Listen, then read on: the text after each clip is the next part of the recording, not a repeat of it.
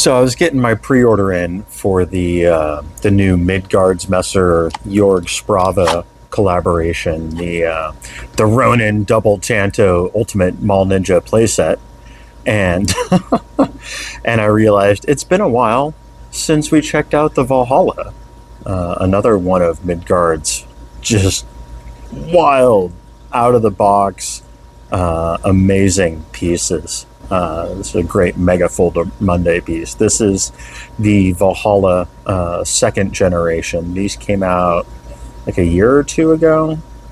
And it's slightly larger than the original Valhalla. And subsequently, they've also put out smaller versions of the Valhalla as well. But for me, it's all about the big boy. And it's just absolutely insane articulating pivot geometry, which allows this massive blade to fit into a very proportionately sized handle when it's open and locked. You choke back a little bit here for a chopping grip, choke up a little bit, or even get all the way up into the choil if you need to do some detail work, sharpening a steak or something. This thing is so awesome. A lot of people like to talk about this pivot linkage assembly setup and say that it's fragile and weak.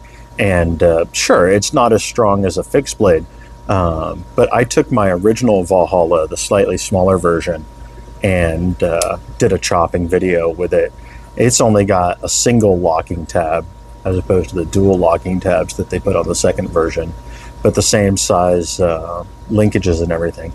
And I beat the crap out of that thing. And aside from developing a little bit of play, it's got a little bit of a rattle, whereas this one locks up rock solid.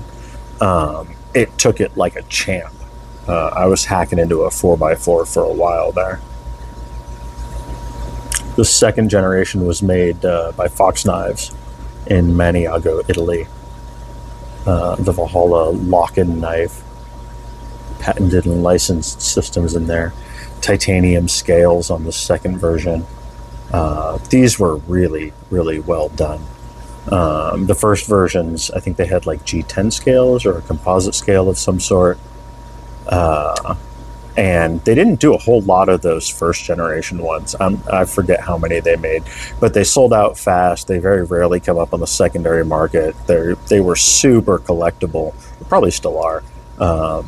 I think original retail was like $400 or $500, and I wound up paying $1,000 for mine just to get one in the collection. And then, of course, like 6 months later, they decided to do the second generation. But it is bigger, so it's better. And I got in on the pre-order for this at $500, so I was super stoked. I'm not sure what the secondary market on these might be. Oh man, phone's ringing. All right, I got to cut it short.